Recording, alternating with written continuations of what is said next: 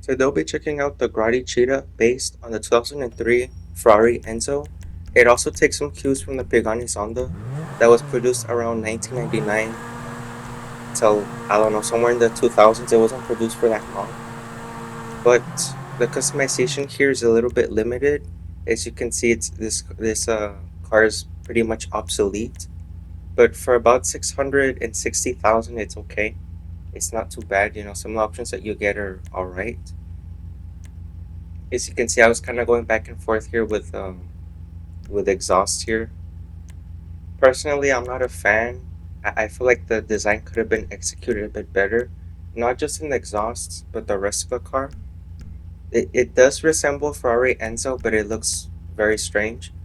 Of course, I want you guys to know that this car was designed during a time period when uh, the GTA Online developers were afraid of copyright, and they really didn't like to be so bold as they are today, pushing the limits, doing their best to really mimic real life designs as they do now. They do such a great job as of 2025, and a little bit before that. But back in 2014, they were pretty much afraid of, just getting as close as possible. Also, the success of GTA Online was pretty much unknown, so they really, didn't bother so much back then. The spoilers here, they're okay. Personally, it would have been better if they were maybe left out. Some of you might disagree, but the Enzo really didn't come with any of these spoilers.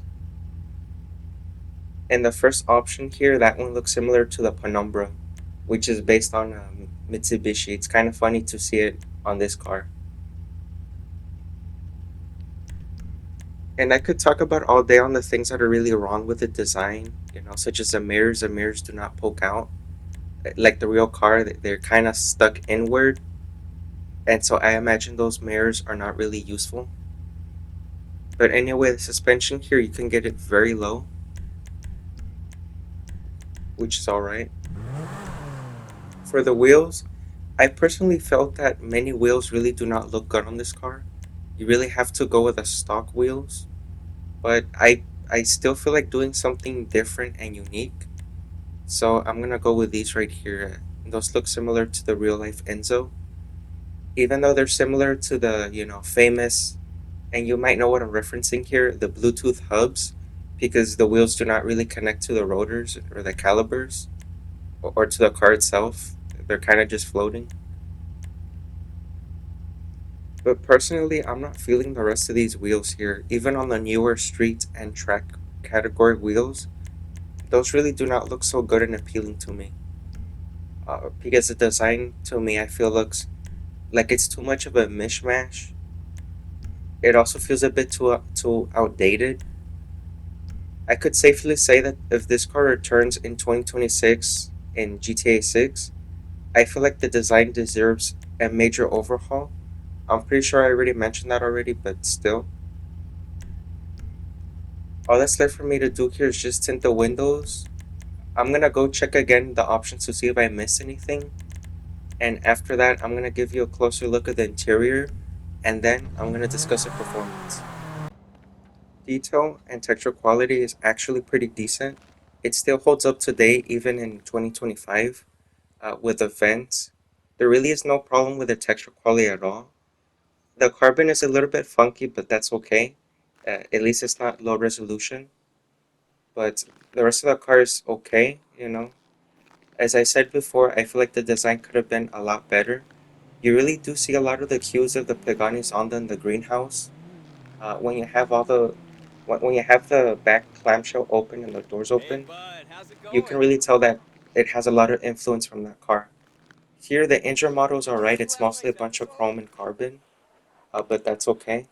The clamshell here, We were on point. it's not really the best. There's no prop up struts to hold it open, which is a detail that they had to skip over, unfortunately, probably because of limitations and stuff like that. But it's nice to see that it has a bit of a roll cage around it. Um, the rest of the design, it really does have a lot of potential, and if it really does make a return to GTA 6, I'm really excited because I really love Ferrari and just the Enzo itself. But anyway, on to the performance. Speed is decent and handling is great. The handling is very reliable.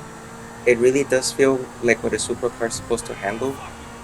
The speed, however, is obsolete, but it still performs very well. This car could adequately get you across the map in a few minutes. It's not slow at all by any means, but just please keep in mind that there's other vehicles that are faster than this. They're not necessarily newer, but however, speed is not really if you're concerned or you're worried. It's still a decent car. I personally wouldn't recommend it because, as I said, there are a lot of better options. They're not necessarily cheaper, but it's really up to you if you want to add it to your collection. I feel like the handling itself, as I said, is very delightful. I like it. It's not offensive at all. It's reliable. If you weren't able to get this car the week it was available, I'll gladly do a trade with you in LS CarMate. But anyway, that's all I got for today. And as always, thanks for watching.